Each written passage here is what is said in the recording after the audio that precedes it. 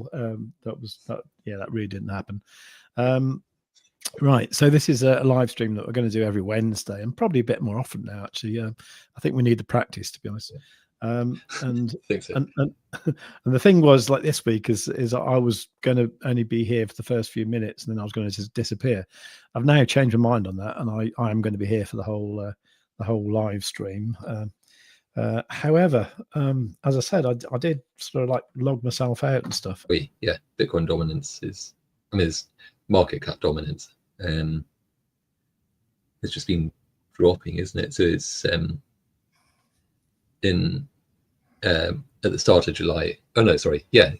End of June, start of July. It's kind of hitting a top there of 66%. Resurged. Is that a word? Resurged? Yeah, I suppose so. Is a resurgence. Yeah. At the start of August. But yeah, since then it's just also kind of starting to look good, aren't they? So what do you think if it drops below 50-ish? Yeah, if it drops below 50, is that the general consensus that if once Bitcoin dominance has dropped below 50%, then it's alt season, or does it tend to be lower? I wonder. I don't know. It's not really a metric I follow, unfortunately. Yeah, so I don't know. Our numbers generally going up, I suppose. Yeah, it's more the. I don't know. I mean, that, to be honest, yeah, that's a fairly fine metric in itself. I'd say that I wouldn't really mind if the alts numbers are going up and Bitcoin itself was still going up. Be quite happy with that. I'm quite happy for the price of everything to go up, really. yeah, essentially. So yeah, Bitcoin dominance. What else? I've got long time upward trend. Bitcoin has just failed to reclaim the trend. Good for alts. What am I talking about? I made a note of that, and no, I don't know what I'm actually talking about there. That's not a long-term upward trend at all. Maybe just Bitcoin itself, I suppose. Are we on so this is still on the daily. Are we still kind of on a trend? I guess that is. But if it was I don't think I'm going to kind of draw it from there. That seems trend-like. Is that the most dubious trend line you've ever seen? That doesn't mean a thing. It just feels like that's kind of it. There. It's all right. It's all right. This is something that could go into an outtake or something. Yeah, I mean that's kind of a trend line. Obviously, it drops below that back in April time. Touched the line again, sort of in the second half of June. Just kind of touched the line again, start of August. Just got a bit disastrous during August. So hence the down month, I suppose. I mean, very much looking at that. So it's really got to reclaim that line, isn't it? Which is kind of, and by the time it gets up to there, it's going to be kind of there, isn't it? Like 123, 124-ish, which we all expect. I think when it happens, it could be a bit of that going on, like that one. So that leap, maybe up to there, say 10%.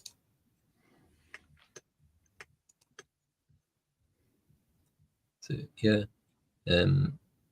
easy peasy. Yeah, so just only needs to go up by 9-10% to reclaim that trend line, and it's shown that it can do that. It can rip when it needs to. So that's looking pretty good. So yeah, and I mean, in terms of alt season, then it's very much it's going to be like a champagne fountain. I would say like stack of champagne glasses, money pours into Bitcoin.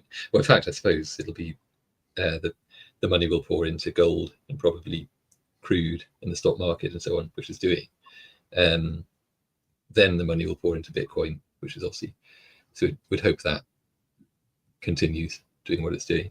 Then the profits pour out into Ethereum, then into the other large cap, Solana, XRP, and so on. And then finally, we hope into the smaller cap alts and meme coins like Chippy and so on. Chippy in particular, all the profits pour into that. Makes me wonder, should there be a Quadzilla meme coin? Oh bloody hell! That's the thing, isn't it? Yeah. Oh, actually, that's actually not such a stupid idea. It could be a thing. It could be, couldn't it? Get that set up on Pump Fund, because it's becoming that sort of time, isn't it? Getting towards alt season and meme season and so on. Silly season, as they say. Yeah. Oh, that's an interesting subscription idea, isn't it? So you have to buy a few Quadzilla coins. Yeah. That would be so that would be a thing, wouldn't it? Yeah, we'll put some thought to that. So like for each month, then yeah. Well, you have to stake them. More. Yeah. Yeah, because I suppose on something like Pump Fund, you can do staking on there, can't you? If you means. I don't really know how it all works, but I guess so. Yeah.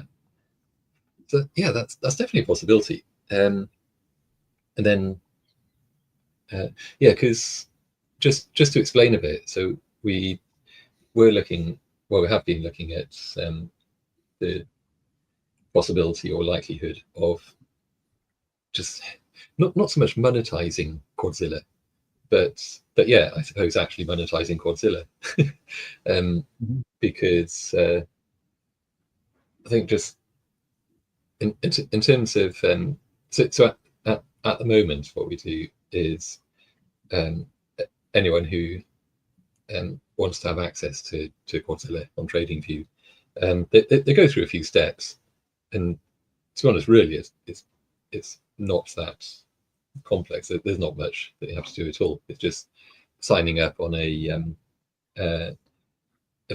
affiliate exchange, sort of at least a couple of which are non-KYC, so it's easy enough to do. So I think part of the issue is that a lot of people, I mean, I'm sure it's present company excluded, but some people we've noticed have kind of signed up and then not actually deposited any money or just not traded on there, and that's really kind of what would allow us, maybe the commissions from that affiliate trading that would allow us to just fund Quadzilla development and support and marketing a bit, but hasn't quite been. I mean, it's still very early days yet. But so far, I haven't seen a huge amount of just affiliate trading activity from that. I'd say with some exceptions for definite. So what we were thinking about doing was, I don't know, is this a good time to talk about it? I don't know, really. It might not be what everyone wants to talk, what everyone wants to hear at the moment, but no, true. I mean, maybe we can chat about it towards the end of the live stream. Should we cover the good stuff? Okay. If anyone's interested in the nitty gritty, just probably quite boring stuff, really. Stick around to the end. How's that for a teaser? Stick around for the boring stuff. So okay, yeah. So, but yeah, on that note, I suppose that maybe Quadzilla becoming a meme coin, that would be quite something. We could have a quick look at Chippy. Should we do that? Yeah, sure. Because there was one thing in particular with this, that, oh yeah, I need to switch QUADZILLA back on for this. I don't know if you remember from way back, well, a fair time back, a few weeks maybe, when we were talking about Chippy. So that this is still on the daily, and QUADZILLA was showing this retracement level right down here. That was kind of going back to the time when that Martini guy kind of decided it was time to start pumping the price, but basically buying back lots of Chippy coins, and obviously the price pumped pretty majorly from that. So it sort of felt like maybe that was the price that the Chippy coin kind of wanted to come back to. If that buyback wasn't happening, then it might have just kind of like pumped a bit, come back to that level, like as soon as the buyback stopped. But in fact, what seems to have happened is actually done quite a lot better than that. But there was, of course, this other retracement level coming back to here. In fact, coming back to January of this year, where so this, just to explain retracement levels a bit, they continue. They're configured to just kind of give up drawing really after a certain number of bars if the price hasn't yet retraced that level. But let's just have a quick look at that. I'll just put in, so where's retracement? It's this setting here, stop drawing after a number of bars. It's set to 85. If I just change that to maybe 180, yeah, so you can see now it extends all the way to there. So the price retraces, boom. But because it's a bearish retracement level, what it's kind of saying there is that you'd expect the price to go up. In fact, to be honest, I got that wrong. Normally it's the other way around. If it's bearish, no, that is right. Yeah. So the price initially went down. So you expect the price to come back up above the retracement level. And as soon as it goes above the level, you kind of expect it for step 3. So it's like down, up, down. You expect it to kind of come back down to that level and then maybe descend a bit further down. But in fact, what's happened here is it touched the line. Kind of amazing, really. It's for step 3 was kind of perfect in a way, in that sense. It actually came back down, because these retracement levels often become either support or resistance lines, like after that's happened. So quite often, if you extend the line out like that, then it often becomes a pretty reliable SR line, SR level, and that's exactly what's happened here. It's come back. It's actually touched right off that line and bounced away again. But it's just kind of funny to see that playing out on something like Chippy coin, which is obviously not a leveraged trading coin at all. That's uncanny, so actually, isn't it? Yeah, so it's kind of encouraging in its own way. It's come back down. It survived that retracement effectively, unless it bounces back down. But it touched it. Now hopefully it's just on its way back up again. I think as soon as Chippy 2.0 is actually launched, then that we should expect something a bit like that to happen again from there, I would think. Yeah. Math, I've actually managed to log into the correct StreamYard now. So I'm going to disappear, then I'm going to reappear. Okay. So you carry on. Sure. I'm just going to. There might be 2 of me temporarily. Okay. But yeah. In fact, no. Tell you what. If you remove me from the stage now, then I'll add myself back in. Okay. Right. I'll be back in a sec. So Save with Crypto has now left the building, and I think he's going to go through the revolving door, round and back, straight back in again, we hope, and should rejoin any minute now. So are you back? I think probably in the process of joining. Do I need to do anything there? I can do add to stage again. I'm going to put a comment. Feedback. Stage. Maybe I'll just do that. Stage. Hello. Hi. I just added you back into the stage. I wasn't sure if I needed to do that or not, but I guess I did. So that worked. that was testing my technical capabilities, which is a bit of a sad admission. Are you still there? Right. Sorry, there's a bit of echo there because I had two browsers open. Right. Okay. Yeah, I'm here. Good. Okay. I was just saying that, I added you back into the stage. So I wasn't sure if I would need to do that or not.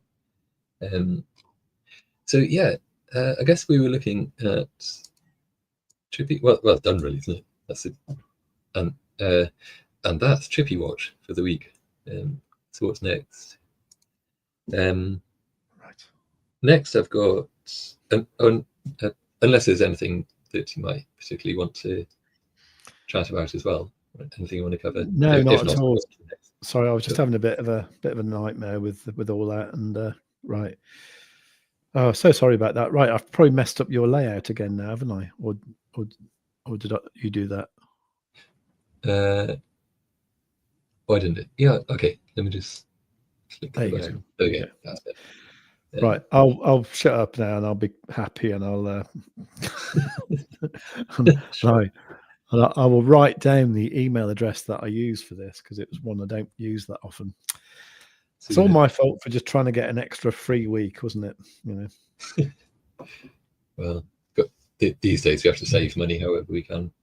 Absolutely. So you're going to put that as a post-it note onto your monitor along with your password, maybe. Yeah, that's it. Yeah. Okay. So is that and your seed phrase as well? Yeah.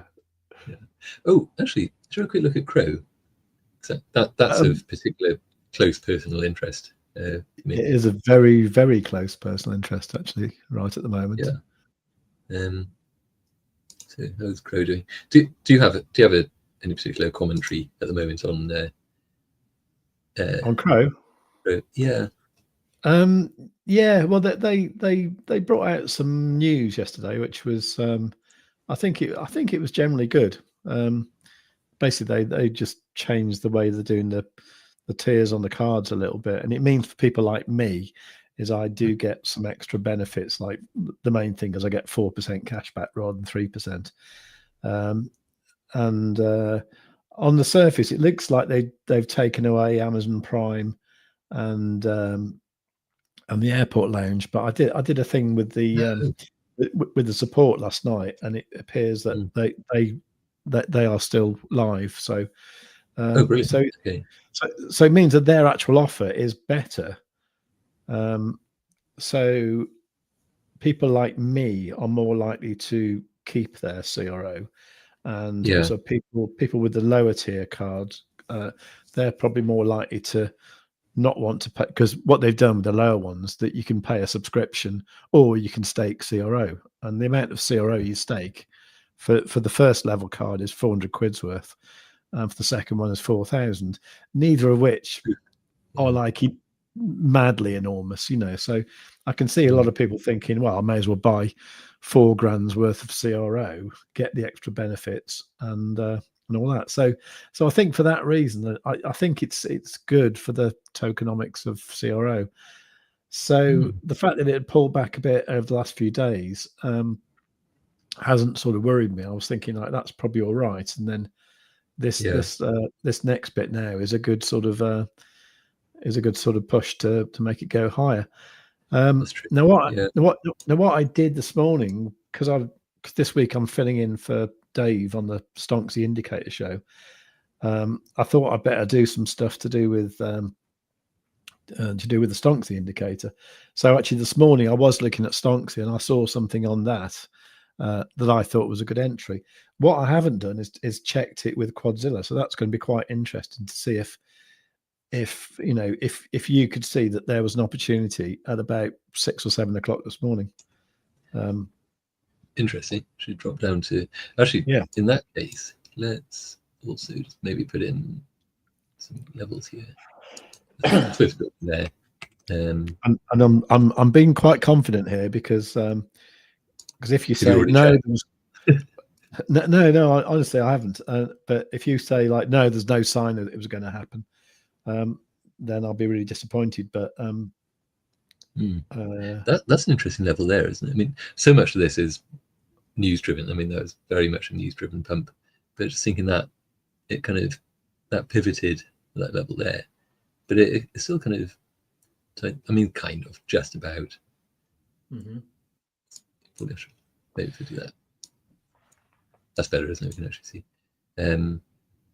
Yeah, actually, yeah. It's kind of there's a level there, ish. Hang on, I need to very get charitably. There's a level there. I mean, it does. Yeah, it kind of works. There, I mean, there's obviously a bit of liquidity happening there, isn't there? I'll get to the QUADZILLA stuff in a second. I'll just draw some of these in, I suppose. Okay. Because in my mind, to be honest, this is kind of how you use QUADZILLA. It's very, I find it's very tied into just initially putting in these sorts of levels. Is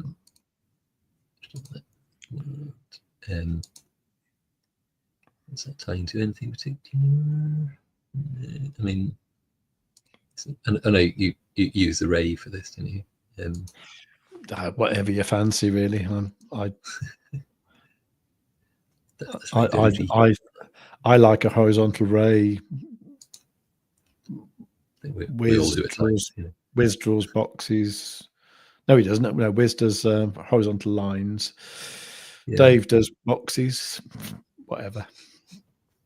Yeah. I just go with whatever the herd is doing. Okay. Draw on that one as well, just because these are very spiky. It's a very spiky chart, isn't it? It's wiki. It is. Wiki chart. Yeah. Right. Let's drop down to the. Whatever. Maybe before I start just going into all sorts of kind of millennial speak or whatever. So okay, yeah. So QUADZILLA. So initially, in fact, should drop down a bit further. Maybe go to the 3 minute. What time was the opportunity? I might have been a bit late, but I went long at about, I think it was about 7 or 8 o'clock this morning. Okay. This on the 3 minute now, so this is a fair amount of scrolling involved. Okay, so set between 7 and 8. I can find out exactly. There's a mid-range cross just there. This so I mean the trend shield was on when that's kind of, but that's more of a cautionary thing, isn't it? It's just, you know, let me just go and find out what time it was, because yeah, sure. Yeah. Actually, no, I published it in the I actually put it in the Stonksy Discord, actually, thinking like I'm going to be quite bold here and get people to come to my come to the live stream. So whatever time I posted that was probably quite good. Sure. So that was 7:40 this morning UK time. Okay, 7:40. I've gone on to the 12 minute now, and so around about there. Yeah, I mean, so that one essentially. So I would think. Well, that was when I posted the video that I made about it. So presumably I did it just when the convergence band was dipping below the 20, probably, wouldn't I? What time is that? Because that's definitely a signal. It's a thing like, should we say signal? But sort of, yeah, that's a signal. Not to be taken as financial advice, but it's a signifier that that the price is probably going to go back up. Yeah. So the convergence band converged to the point where it's basically a line. It's like about a pixel high, and then works its way up. Yeah, so caught that moved very nicely, and then of course we get the confirmation of momentum. It's like someone saying that with a speech impediment. It's like conservation of momentum. It's the confirmation of momentum as that kind of works its way up. And so a bit earlier before that, then there was this move, which was actually the night before, just 10 to midnight-ish. So there was a fair warning on the trend shield for that one, saying, not just yet. But here it started to fade out, and obviously this was just flashing away. Is that the right thing? It's green lighting away. Saying, seriously, I think you should seriously consider this, where the price is about to go up. It's really trying to tell us something there, isn't it? And you can kind of see on these. So we had the convergence band like way down and oversold. You could kind of see that something big was going to happen there. Trend shield fading, and then it's going to boom up. So that's a pretty good signal as well for that move. So you'd have been well prepared on that one. It's going to be time to go long pretty soon. Like if I maybe drop that down to the 3 minute, I mean, yeah, definitely so in that.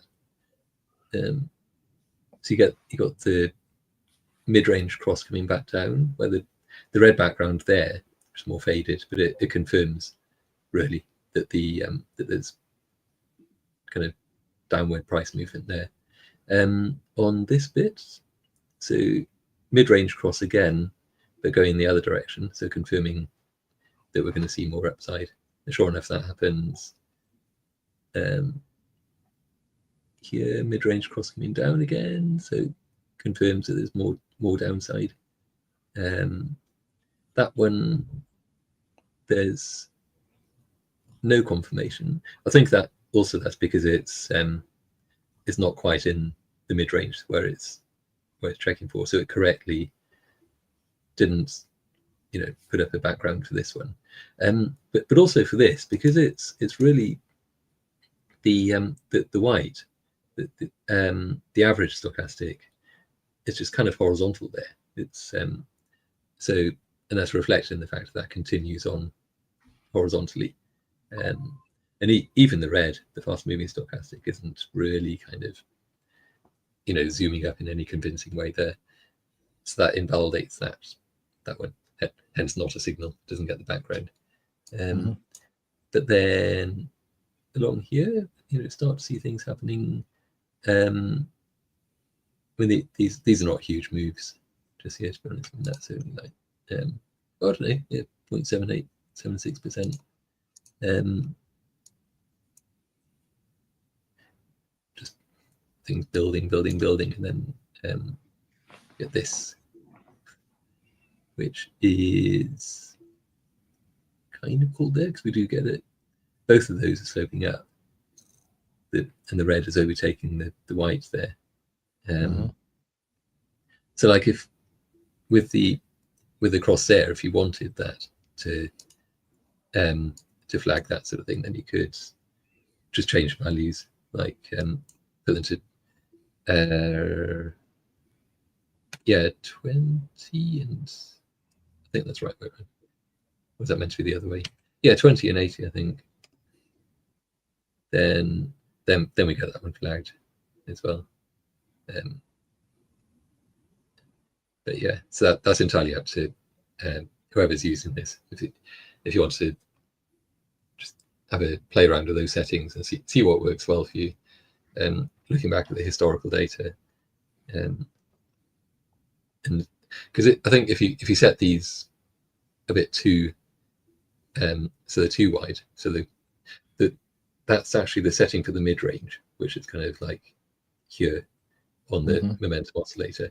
So if you set them to be too wide, then it's not really mid-range anymore, and then you would start to see false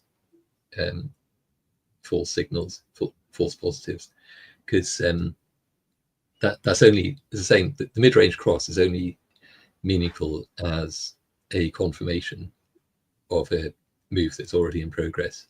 But it's really so if you see the kind of the crossover and the stochastics curving round and these backgrounds, when these are up in like overbought or down and oversold, that's when it's saying, oh, the price is about to change direction. It's a new price move. So they're quite different. If it's mid-range, it's a confirmation that it's going to continue in the same direction. If it's up here or down here, then it's saying that the price is probably going to turn around. It's going to reverse. So yeah.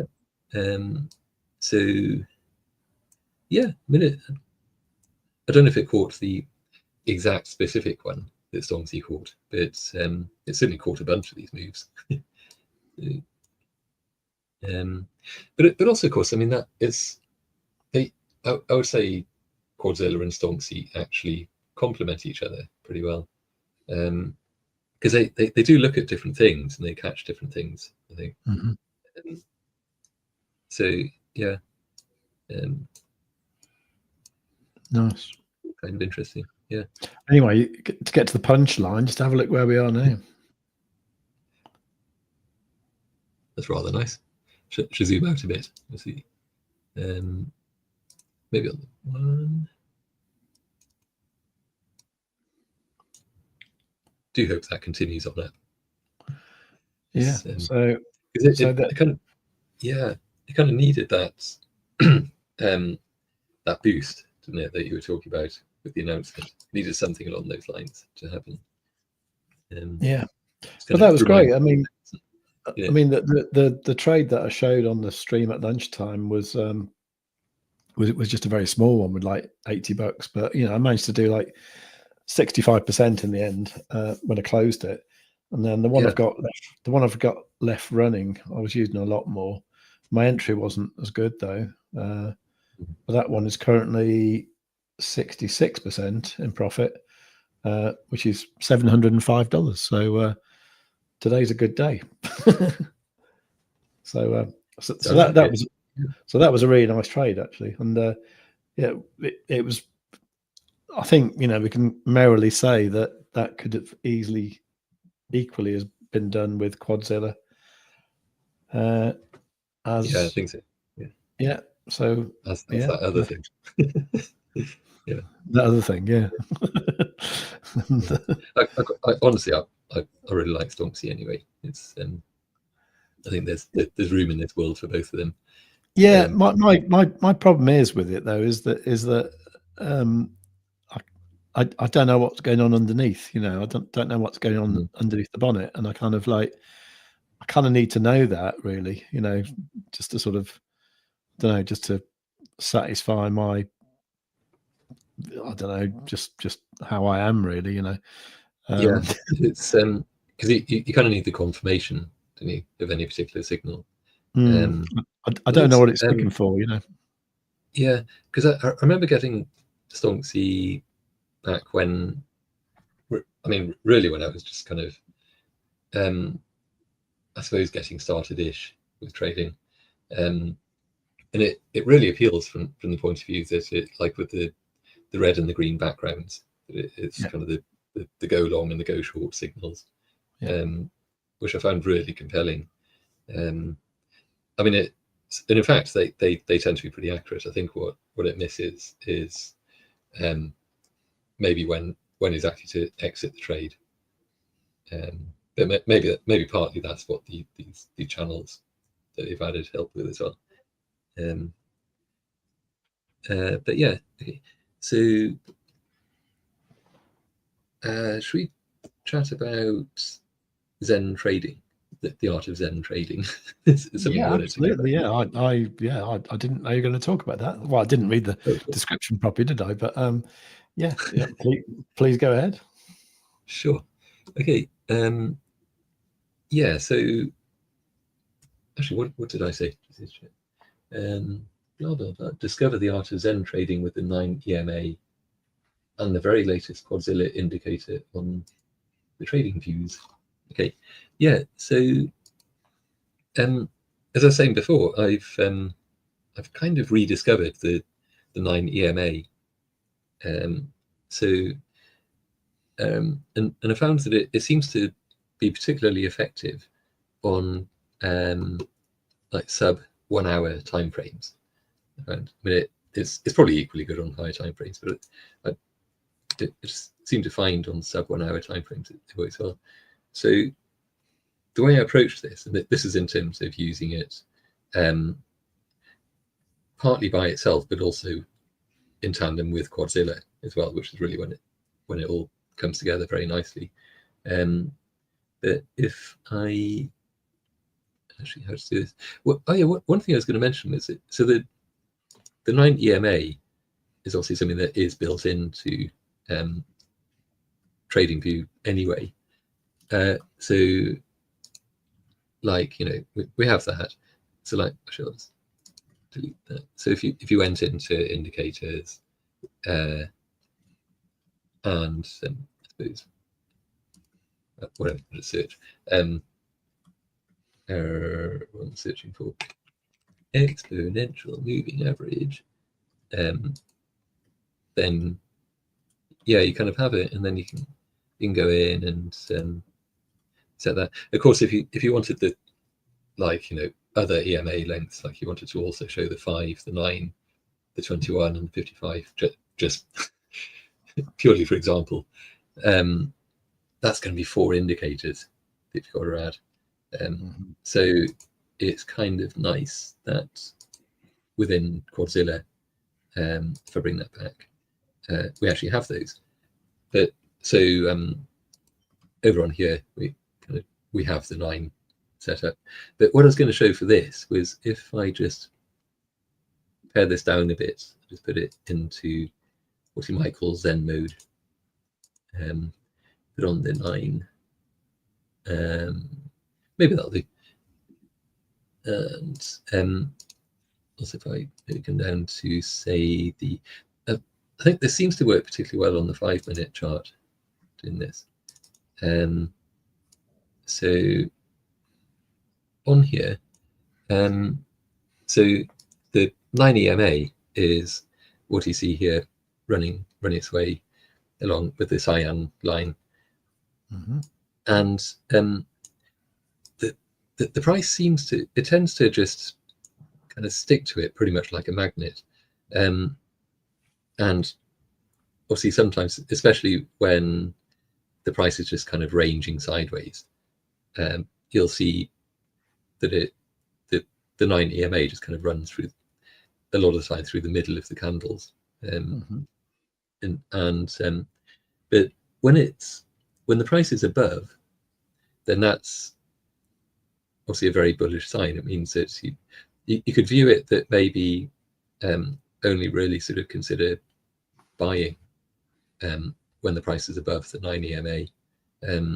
When it's below it, only really sort of consider selling. There are a couple of exceptions to that as well.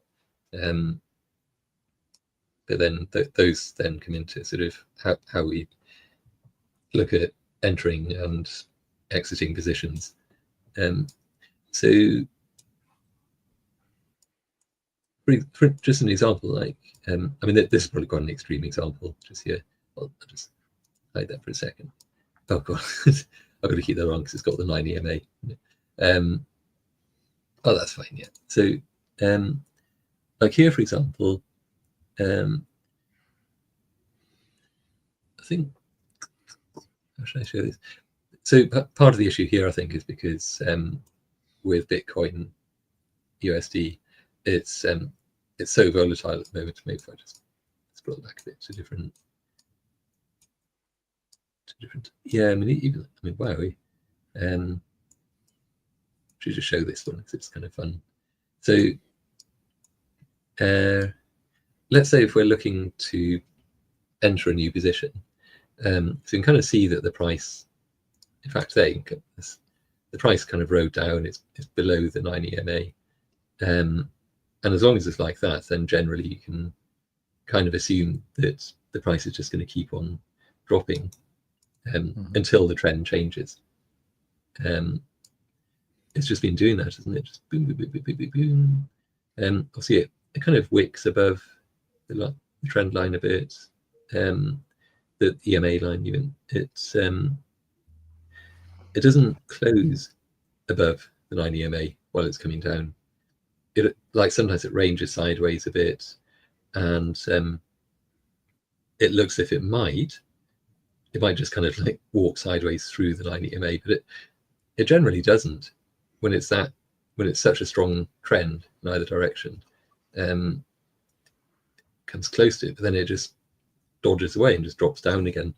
And it's only really when the price changes direction that like, we get an actual reversal, that it then kind of breaks through and you start to see it closing above the 9 EMA again. So yeah, so say if we're looking to open a trade here, we want to go long, we may have caught this short all the way down, and but at this stage we're looking at, so quite often when you see, probably isn't the best example just here, but if you see like two like pivot candles, really, so it's the price is pivoted, it came down, wicks down long, and then came up, then that's a pretty good sign that it's reached the extent of that price move and it's reversing. So then you would kind of be watching out the ready. If you're feeling really confident about it, you could open the long just there as it comes up, or wait for it to come back up to the 9 EMA for the confirmation, and then go long. So as soon as you bought, then just kind of keep that. The idea is to then keep that position open. So even here, when it's ranging sideways, even wicks down quite nastily just there, back below the 9 EMA, but it doesn't close below there, and then just carries on up. So again, touches the line, still above the 9 EMA, ranges, wicks down, touches the line, but stays above it, up. Then we get this kind of thing here where it's still ranging. So yeah, you could look at then at that point, if we're purely basing this on that one EMA, then you could say, okay, now it's come down and it's actually closed below the 9 EMA, and you can you get the feel for that it's the end of that price run. So that'd be a pretty good place to close there, to sell. So say if we bought there, I mean, that's what, it's 2%. I guess we're quite zoomed in on the 5 minutes. We're kind of talking about scalp moves really for this, in this particular case, this example. So yeah, I mean, and then as I was saying, that this example here was really of one where it's kind of, that didn't have a especially clear entry for that. It just kind of started to veer downwards really. But let's find another good one. Lots of upward movement on that. This is probably good. So in fact, this is, run out background check, that'd be interesting. Yeah, so this one here, the price was working its way up. It was above the 9 EMA. It's kind of reversed. You can kind of see that, and especially with this now, if we're taking it into account, the convergence band, the momentum oscillator as well, then you can kind of see with this that the momentum has kind of run out of steam, and you can kind of tell it's going to be coming back down. Not particularly convincing just there, but that's because we still got the sideways movement, but it's losing altitude. It's it's coming down. What's quite nice here, remember this is in Zen mode, so we get the EMA convergence zones on here and here. So this one, that's obviously the bearish EMA convergence zone, which is when the 21 EMA and the 55 EMA look as if they're, well, in fact they're converging. They look as if they're going to cross. So in this case, they cross downwards. You can kind of tell from just from the shape of that purple area that happens. So if there was going to be any confirmation, I mean, to be honest, here the price is already, the candle is already closed below the 9 EMA. In fact, even all the way up here, it's closed below. So at that point, maybe can strongly consider going short just there. It comes back up again, but closes below that. There might be a confirmation then, or there, and then hopefully, and then even if you still weren't sure, you kind of see this happening with the EMA, and then so that by that stage really should be in a short position, I would think. Then whoomp down, whoomp back up. There might be some profit taking going on there, because especially there, it kind of looks like that just seems like a reversal. But because the price is so steep, the whole trend is so steeply downward, and obviously on the oscillator panel, it just doesn't look like, it just doesn't seem like that's any particular sort of reversal. I mean, sure, those are coming up. I mean, maybe it does look a bit reversey, but that because it happened mid-range, that wasn't like down and oversold. So you may not be totally convinced that that's a complete reversal. It's probably more of a profit taking and a fake out when it comes back up. So probably trapped a few bulls when it did that, and then just carrying back down. And certainly here it goes so strongly back below the 9 EMA that we know we're back in business shorting again, and then just carry on riding that down. And then you can kind of see here that it's with these sharp wicks downwards that it's really trying to reverse at that point. It's kind of ranging, gathering liquidity really for the push back up.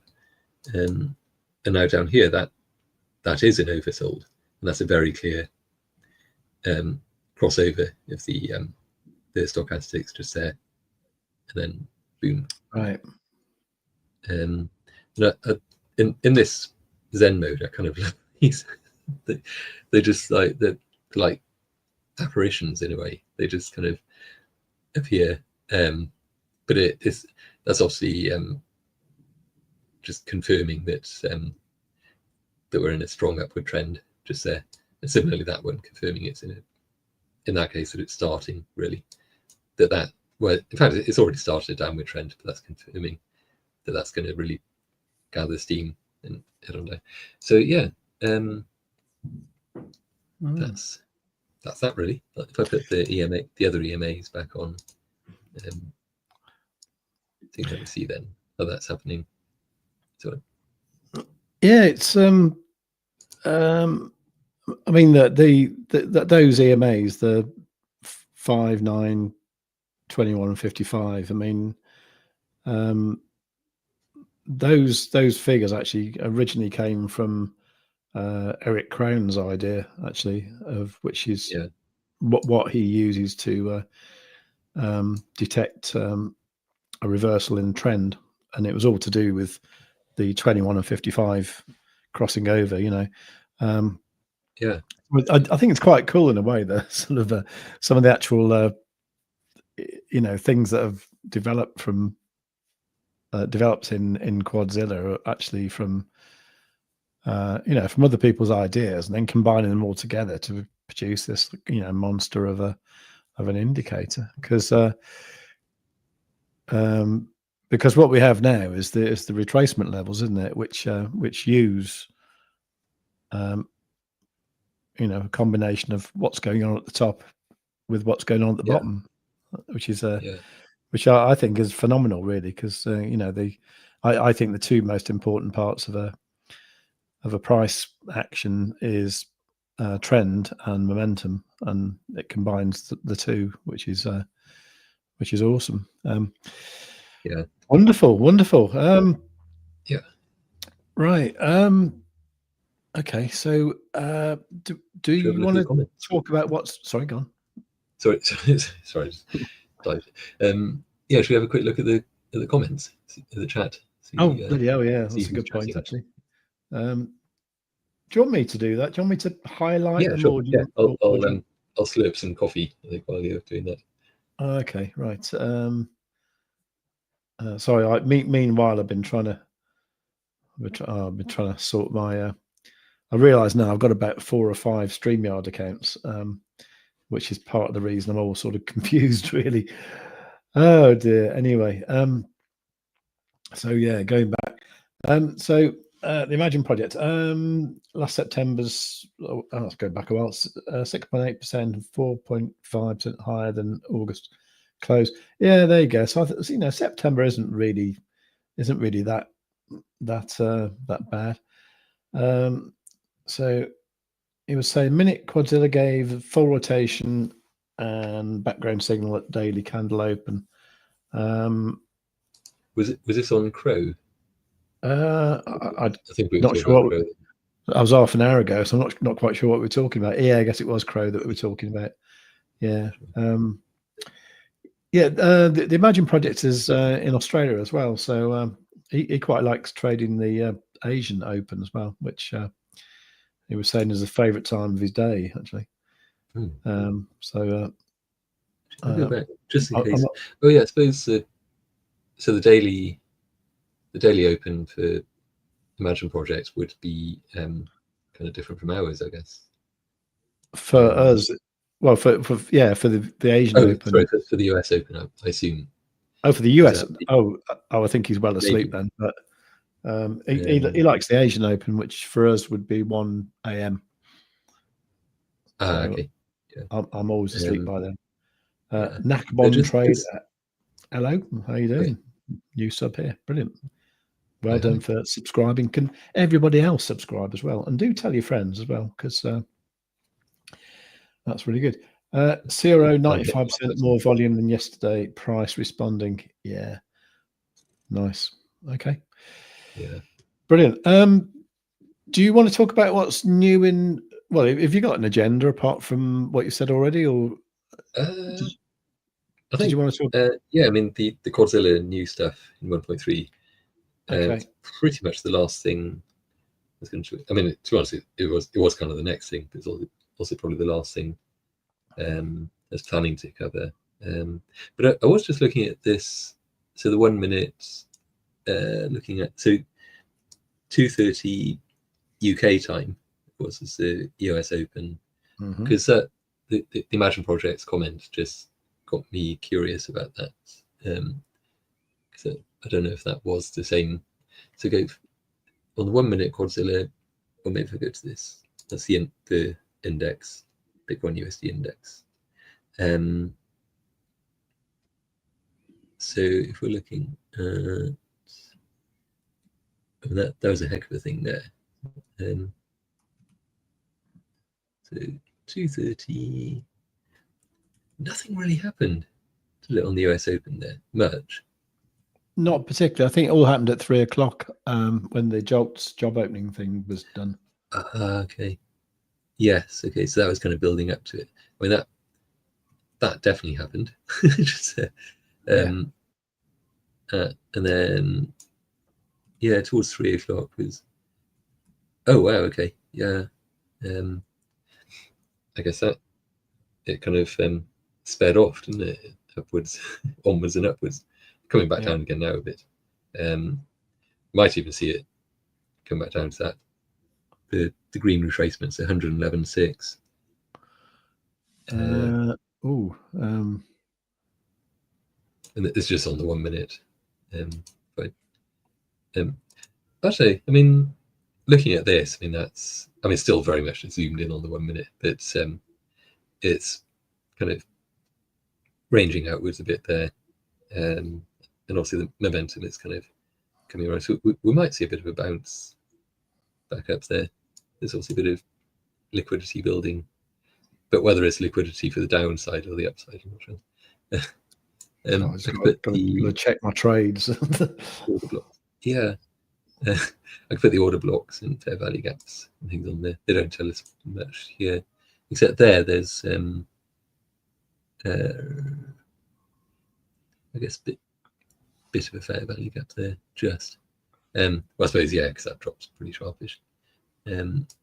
So we might see a bit of a retest of that, this level, and then it bounce, and then it just come back down again. Let's go a bit to 3 minutes. So here, this is interesting because we've got so these are look like order blocks, I think. I don't think those are showing fair value gaps.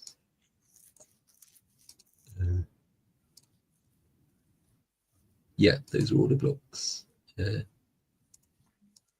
So yeah, so in other words, there are buy orders that look as if they must have built up in around that region.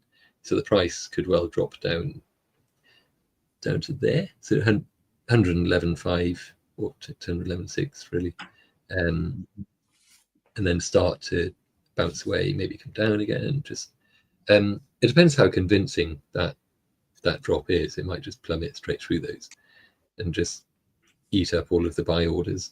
But I would imagine at some point, maybe so either near the top of that range or kind of some way down it'll probably reverse and head upwards again. But that's purely based on just a very zoomed in look at that there. If we come out of it, maybe all the way to the, I was going to say should we check the 30 minute? Sure. So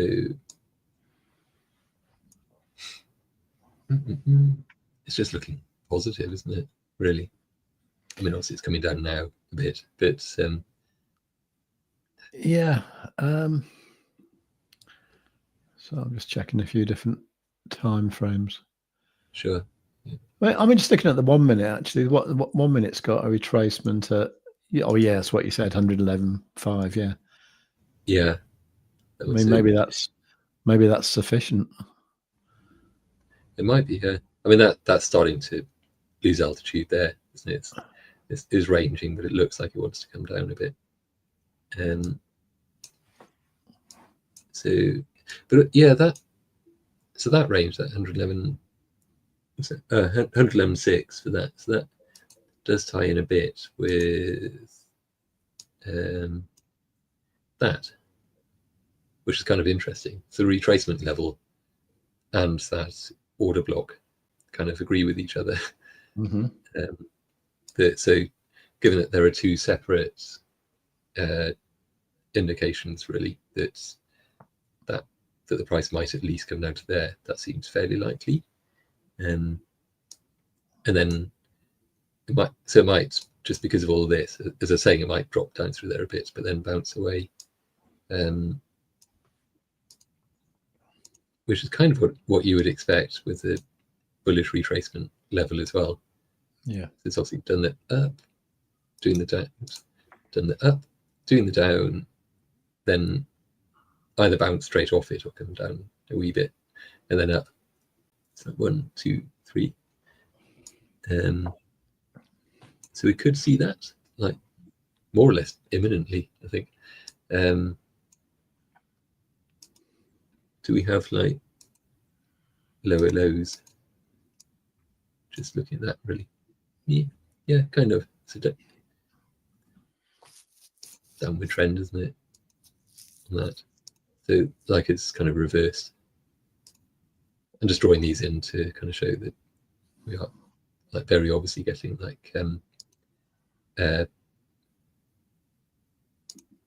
of lower highs and lower lows on that coming down. And so 12-minute here. So on this as well, we've got this this order block, which we could well just kind of trump its way down. So there's that, which was, I mean, that one starts at 111.7. I think 111.6 we were kind of looking at, which should be around there. I mean, there's that area there, which could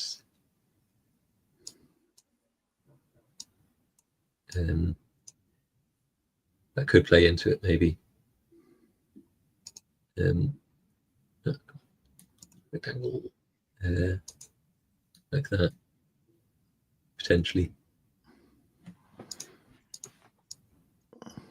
So you could see the price coming down into that zone, which again it's kind of 105, 111.6 more or less. A lot of yeah, a lot of confluence on that sort of area, I think. Go to the 30. Let's delete that. So that's not. Feels like it on there. It may want to come down to there, which is 111.2. Again, bit of liquidity there. So Imagine project, Nasdaq 5-minute is currently testing and bouncing on a bullish retracement. Okay. Shall we have a look? How do you get some Nasdaq in here? It's just NS. You're loving it, the Imagine project, aren't you? This is I've seen the stuff you've been doing in the Telegram group, and it's it's great, really good. So, literally just the Nasdaq index, like the stock index, I guess we're looking at. So 5 minutes, you're saying? Yeah, it's actually it's really good to have you there. Imagine the Imagine project.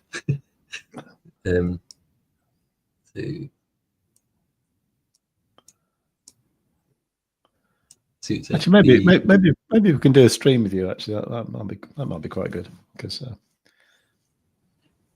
be honest, that would be pretty great, actually. Yeah, this is probably a different chart from what you were looking at. So seeing a bearish retracement there. So if what you were seeing is that it's bouncing there, I could well imagine that on one of the other Nasdaq charts, it probably show that it's a bullish retracement. But it ties in here with the order block anyway.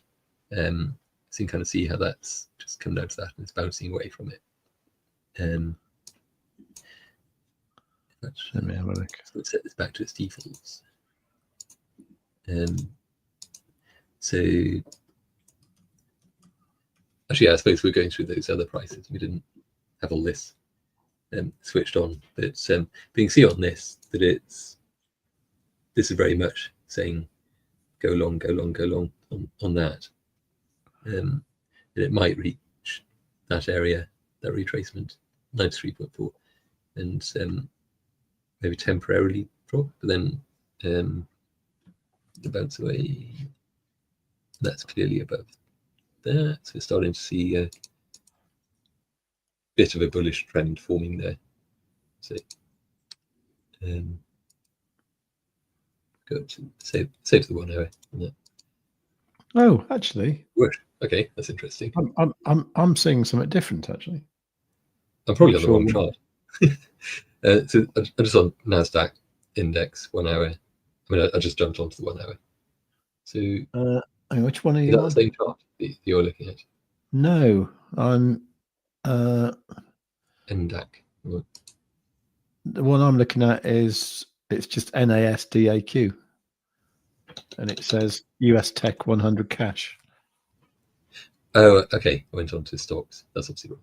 I think that's probably the NASDAQ itself that I'm looking at, Okay. maybe. So if you go on all, as in their shares, that one. Yeah. Yeah. Should have started all that all over again. Absolutely. Yeah. Ignore that bit. Yeah, we'll edit that bit out as well. There you go. So, yeah, so the 5 minute. Awesome. Yeah. Okay. That's perfect, actually. Brilliant. Brilliant. Oh, that's a thing of beauty. So it Right. came down This is when QUADZILLA excels for me. It's like, it's really brilliant because you get this retracement line. So you know it's going to go up, but you know it's going to come back to it. And that's the first two moves. And then the third move is, if it's green, it'll probably go up. If it's red, it'll probably go down. It's as simple as that, isn't it? It's like, really is. When it just so predict the future. yeah. So the first two steps almost always play out. I mean, the first step, by definition, like the up in this case, that always plays out 100% of the time. But that's only because it's during that up where the retracement level is detected. It detects that pattern is taking place. Yeah. So that where the arrow head, that's where the line appears, isn't it? Yeah. Okay. Yeah, exactly. So at that point, it knows. It's essentially because at least two of the stochastic levels have sort of curved down within overbought in this case. But meanwhile, we've got a strong upward trend going on. So this kind of realizes, oh, hang on a second, there's a bit of a divergence playing out there, bullish and bearish divergence. So detects that, so it draws in this line where it thinks that level is taking place. Because if it's saying, this is saying, the momentum is saying the price is due to come down, this is getting a bit overbought, but the trend is strongly saying price is going up. Like the EMA trends really are saying the price is going up. So yeah, it's a pretty safe bet. So the majority of the time, that step 2 plays out. In this case, it played out perfectly. And then the step 3 also plays out. So you get the up, down, up, like so. And then we get also this this bearish retracement level, which we've had the step 2. It's in the other direction. So like the down, the up is happening. Just gonna maybe touch that. It might head above that, but pretty likely would also get the step 3 then to come back down. So yeah, for the 3 steps, so 100% of the time, step 1, a very high percentage of the time, there's actually some metrics on it, but a very high percentage of the time, step 2 plays out. A lot of the time, step 3 plays out as well. So it's pretty good. Was that go look back as well? How far back? Which that's pretty nice one. Up, down, up. These are all kind of good. So yeah, QUADZILLA seems to be especially good on the Nasdaq then, just on just these like stocks and stuff. I'd imagine it's probably quite good on gold as well, and crude. Probably silver. Silver's doing well at the moment. So yeah, that does remind me actually. If I go back to Bitcoin for a second, looking at retracement levels, go on to the 1 hour, because there was some absolute corkers that this caught recently. So like this one, and that's pretty great. So the the price went up. So yeah, this is a pretty good example. So you get the step 1, you get the up, and step 2 the down, step 3 the other up. So what this does is it gives you a chance to put in a buy order. So you put it in probably as a trigger order, sort of at that level as a confirmation. So when the price comes back up, then it gets triggered basically to go long there. Or if you're feeling confident about it, then you might well just go long, you know, as soon as you feel the price is coming back up.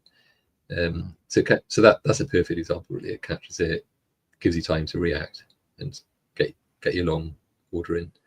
And further back, we had this one still on the Bitcoin 1 hourly.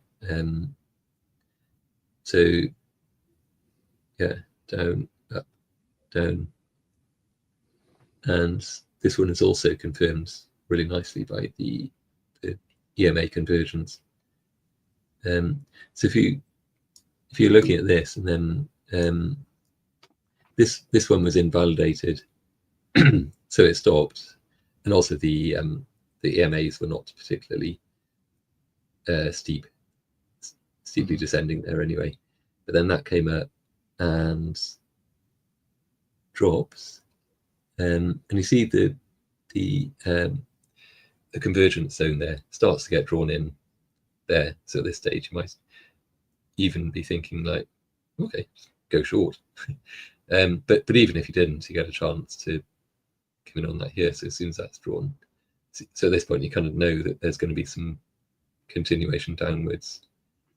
Should put in, as we were talking about the 9 EMA, should put that in as well. See what that's doing. Yeah. Works really well. I always like it there anyway. Yeah. I know in your settings you have all 4 EMAs. I do. Yeah. So yeah, so the 9 EMA itself is a pretty good confirmation there. Like on here, even though these candles were kind of below the 9, it still wasn't all that convincing, really. I mean, might have gone short all the way up here. Looking at how that's playing out there, so then you would just get all this confirmation that, like, yep, we're still going down. And then, of course, once this is once the candles are well convincingly below the 9, excuse me, sorry, well convincingly below the 9 EMA, then if you're already short, you just stay short at that point because it just stays below it all the way down. Then right. This is what I was talking about before. When you get a clear reversal, that so that one just kind of stops. It ends, and then on the next candle, it spikes down, and then so from that you just kind of know, you can kind of tell that's the end of that move. So you might as well either close the short at that point, or at least take some profit. And then obviously if you did that, if you closed the position there, then this spikes up, it comes back up to that level. That's another good indication actually that you think, oh, the price is going to come up now because you got the retracement level telling you that. Mm-hmm. Sure enough, it does come straight back up, crosses above, and then at this point you might be thinking, well, okay, could probably open another short there. If the price comes back down to that line, which it does, then that would trigger a short. This kind of, so that come back down, that candle would close just there, so you'd already be in profit, and it also just carries on, gets itself back down below the 9 EMA again, where it belongs, and then just back down. In terms of where you'd close that position, I think just as soon as you see this sort of thing starting to happen, like feel like, okay, the tide is turning now, probably start thinking about closing that short. And all of a sudden it's like touching the 9 EMA again, carries on for a bit, but then just closes above. So you think, right, I'm out of this trade now, done. And that'd be a couple of tidy shorts, or one big short out of all of that. Very nice. Yeah. Yeah, I mean, I like that 9 EMA there, because I like it, like back at the top there, when you can see that the 9 EMA crossed over the yellow.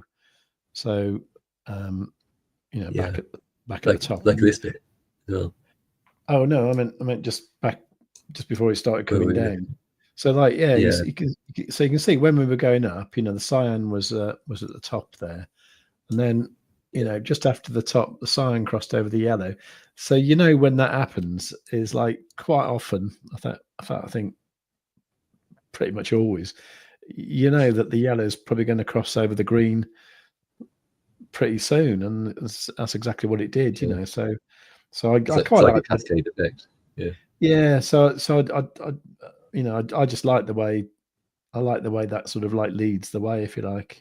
So that's why I like it there. And obviously, sometimes I have the 5 on as well, but it is a bit twitchy. So yeah. Nice. I just realised, I just remembered we're also streaming on Twitter, on X, aren't we? So we are, but I can't. Sorry, X people, not X people. Sorry, X people.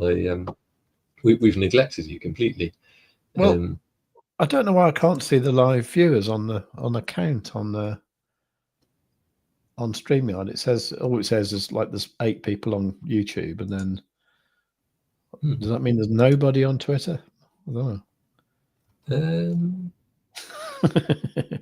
Wouldn't surprise me. It says live 8 views.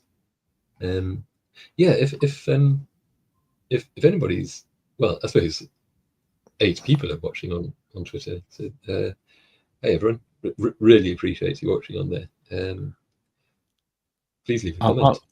I'm going to go over there and leave a comment and see if it works. Because I think it's working. Yeah. Chat.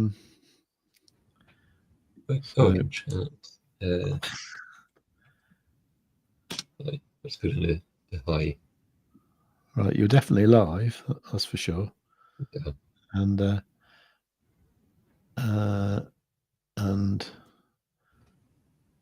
don't quite know how to find it, really.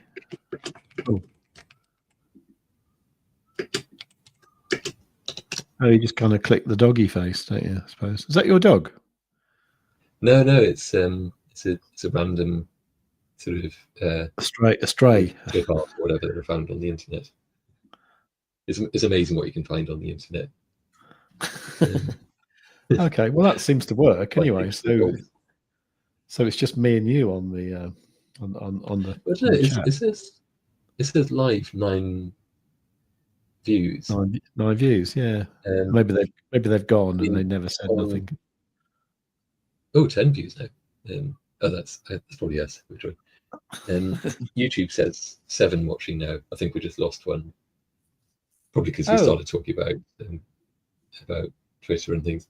About nonsense like that. Actually, now on StreamYard, it now says there's 11 people on X, and then 7 on YouTube. So hello X people.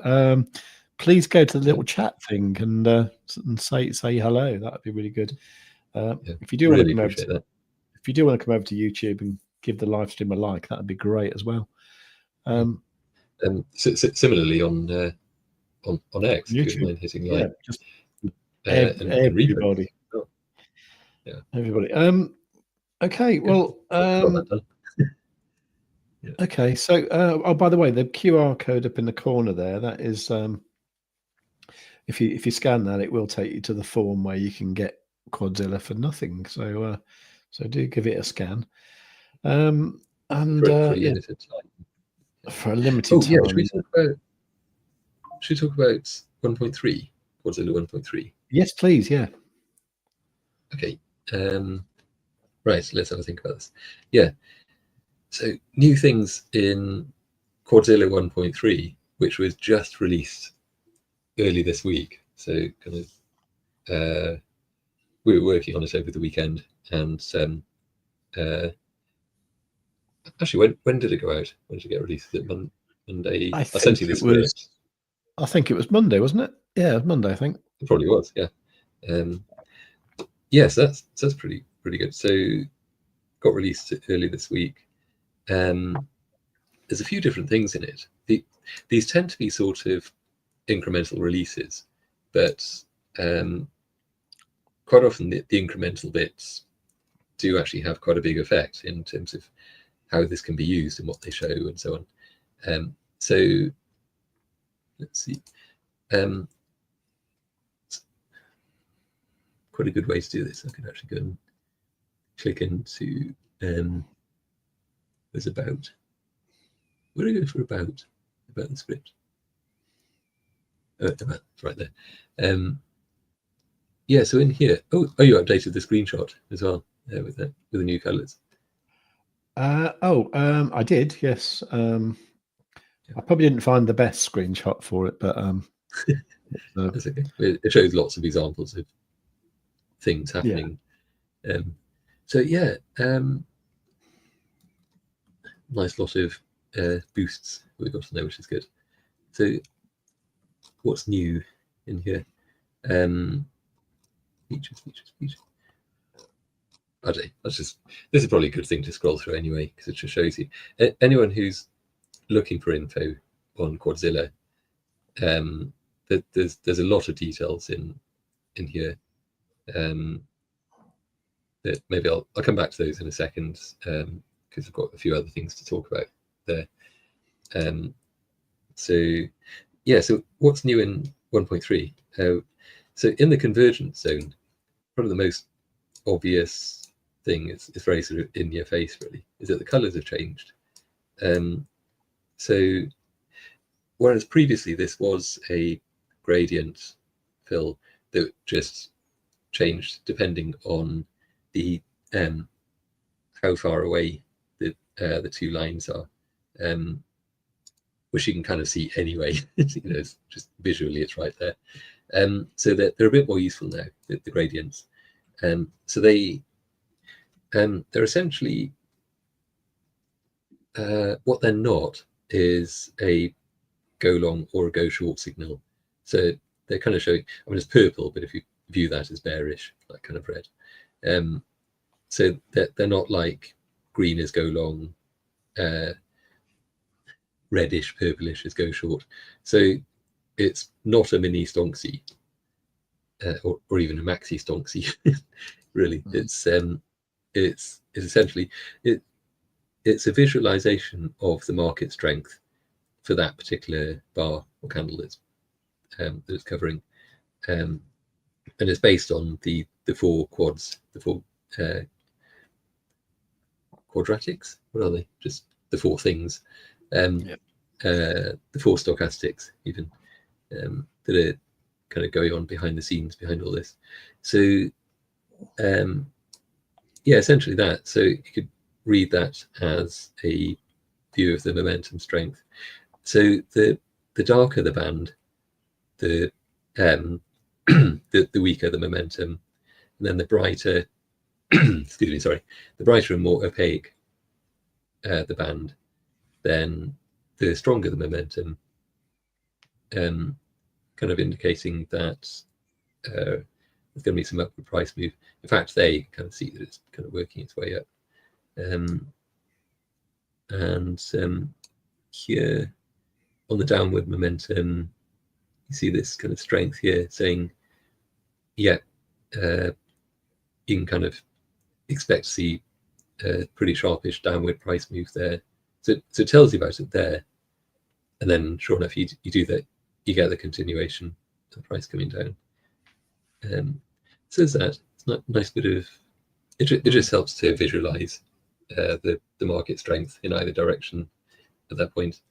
Excuse me. The other thing then is the mid-range cross.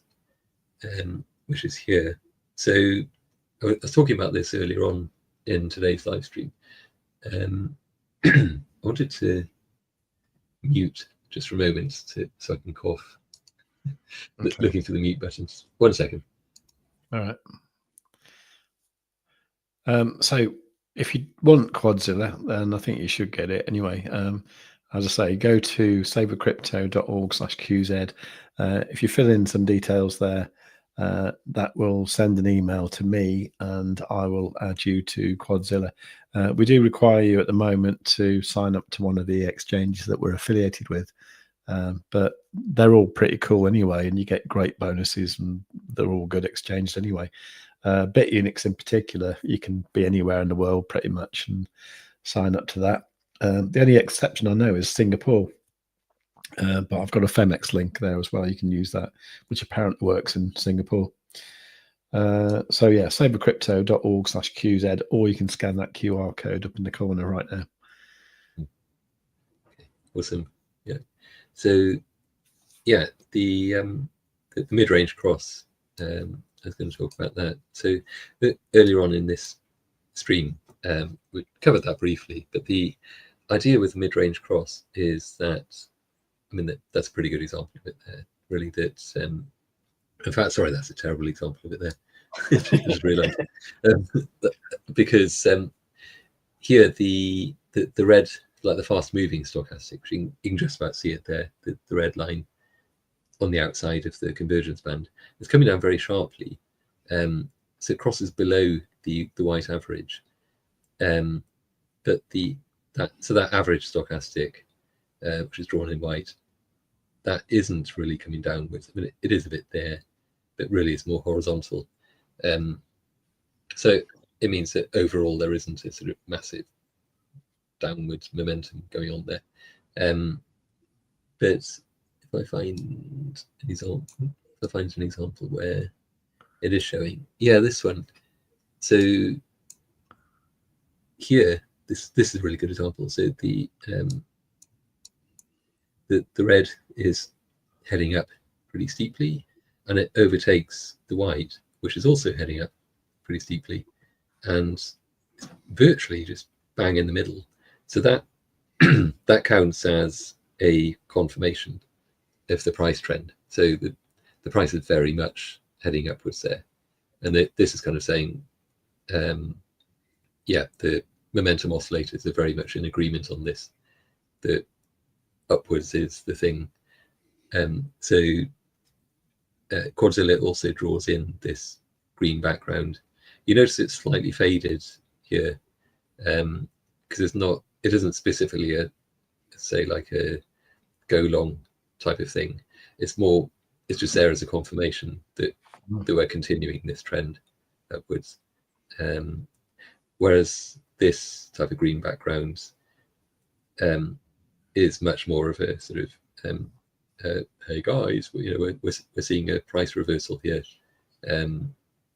Might want to think about going long at this point. So that's a much more pronounced green background there. It's brighter.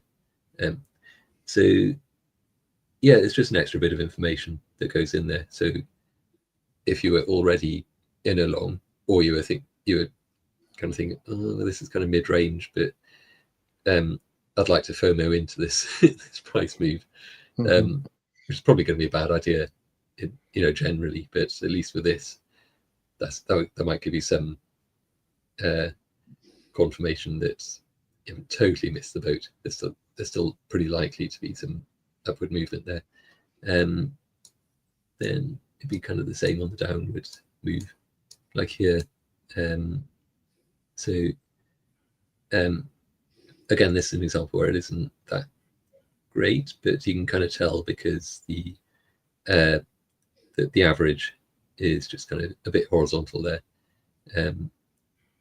So the red was heading up nicely, but that's because it's the fast moving one. So it's very quick to react. But the average overall is a bit wiser, moving a bit slower. Yeah. So no, that's not really a confirmation of a strong upwards continuation. This one, however, coming back down, very much is. So you've got the red red stochastic. I keep wanting to say EMA, and that lots of those. So you got the red stochastic coming down, overtakes downwards this time. The average stochastic is also coming down sharply, and it's kind of within the mid range. So you get that the red background saying that, yeah, this is a confirmation. We're heading downwards, or continuing to head downwards. And obviously here, that's very much what happens. It turns into a pretty major downward move. It's quite nice to just have that confirmed. So that's the mid-range cross. So the key thing there really is the fact that it draws in these red or green backgrounds, because you can kind of see the cross anyway, but it draws these in to confirm that those are coming down or going up in that case. What else? So the last thing really in 1.3 is I've got stochastic crossover. Oh, sorry, yeah, this isn't even a thing. It's just a note on that really. Stochastic crossovers, which is kind of like that, exactly what I was talking about really, where you've got the cross here. In this case, it's just the red and the average. Yeah, they're most effective when they're in oversold or overbought, because at that point, that's when they really matter, in the sense that they're signaling a market change. Right. So the mid-range cross is a confirmation of the continuing price trend. Cool. Yeah. Yeah. Got a bit of a dilemma here, because what I want to do is I want to have the stream less than 2 hours, because I want to see what the AI thing does with chopping it up into shorts with StreamYard. Yeah. So we might have to. So we might have to call it a day here. Let's do it. Okay. We're all excited about ending the stream. Right. So Luke, all the links for everything we've been talking about, including some excellent stuff about how to do stuff, they're all in the description down below. So I'm going to end the stream now. I'm going to make it quick. So goodbye from me. Goodbye from Math. We'll see you again very, very, very soon. Please do like, subscribe, and all that, and just get Quadzilla from savewith.crypto.org/QZ. Right, I'm going to end it because I want to keep it under 2 hours. There's also an outro as well, which I can't remember how long it is. Anyway, see you all. See you soon. Bye. See ya.